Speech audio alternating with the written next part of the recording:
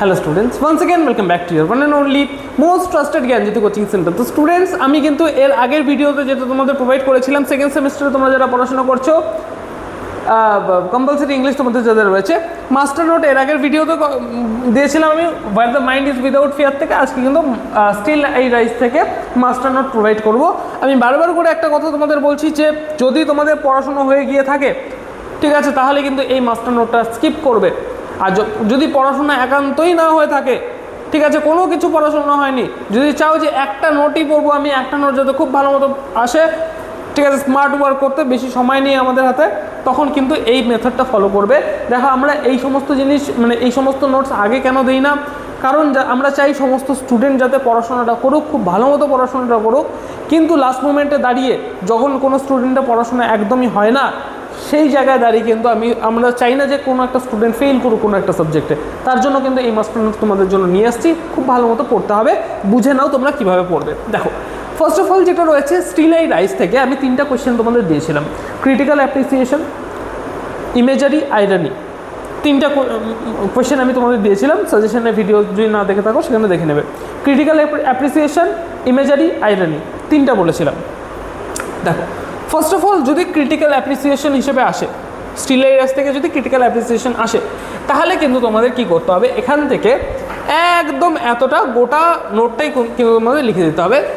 ঠিক আছে, কোথা থেকে বললাম, এখান থেকে এতটা গোটা নোটটা তোমাদের লিখে দিতে হবে ক্রিটিক্যাল অ্যাপ্রিসিয়েশন যদি আসে। ঠিক আছে, এবং সাথে তোমাদের এখান থেকে 1-2টা কোটেশনও কিন্তু লিখতে হবে। 1-2টা কোটেশন কিন্তু মাঝখানে লিখে দেবে। নোটের কোয়ালিটিটা খুব ভালো হয়ে যাবে, এনহ্যান্স হয়ে যাবে নোটের কোয়ালিটিটা। এবার যদি ইমেজারি হিসেবে আসে, ইমেজারি হিসেবে আসলে এটা হচ্ছে ইন্ট্রোডাকশন। ইন্ট্রোডাকশনটা অ্যাজ ইট ইজ রাখবা। ঠিক আছে, ইন্ট্রোডাকশনটা অ্যাজ ইট ইজ রেখে কোথা থেকে সেকেন্ড প্যারাগ্রাফটা কোন জায়গাতে কীভাবে লিখবা সেটা দেখে নাও। এটা হচ্ছে সেকেন্ড প্যারাগ্রাফ তোমাদের, তাই না? ইমেজারি যদি আসে তাহলে সেকেন্ড প্যারাগ্রাফ শুরু হবে এখান থেকে, সেকেন্ড প্যারাগ্রাফ শেষ হবে হচ্ছে এখানে। ঠিক আছে, এই 3টা লাইন, এই 4টা লাইন লেখার কোনো দরকার নেই যদি ইমেজারি হিসেবে আসে। বোঝা গেল? ফার্স্ট ইন্ট্রোডাকশন লিখবা এটা, সেকেন্ড প্যারাগ্রাফ থাকবে এটা, থার্ড প্যারাগ্রাফ থাকবে নিচে, তারপরে যতগুলো রয়েছে সমস্ত কিছু লিখে কনক্লুড করে দেবা। বোঝা গেল?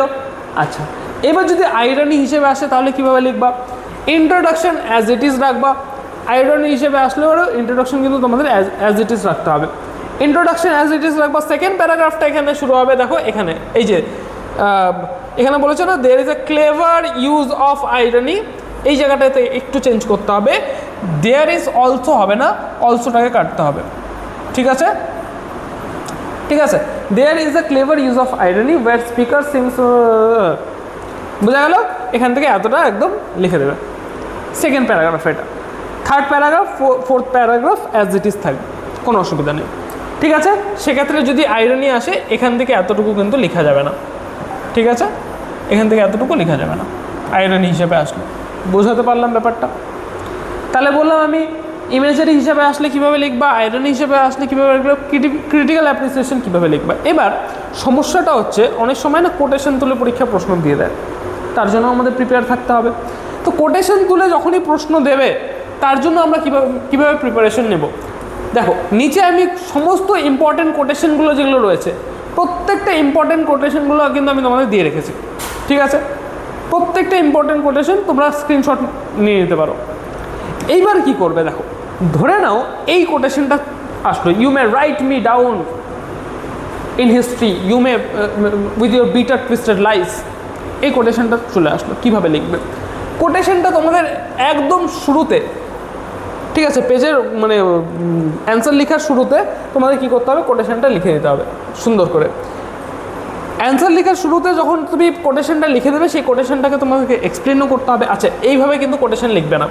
ঠিক আছে, আমি কেন এভাবে দিয়েছি, যাতে জায়গাটা আটে, তার জন্য আমি দিয়েছি। কি লিখবে? ফার্স্ট লাইনে এটা লিখবে। ঠিক আছে, ধরে না এখানে লিখবে you may write me down in history, তারপরে এখান থেকে লেখা শুরু করবে with your bitter twisted lies, সুন্দর করে কোটেশন দেবে, ব্ল্যাক পেন দিয়ে করবে এটা একদম শুরুতে।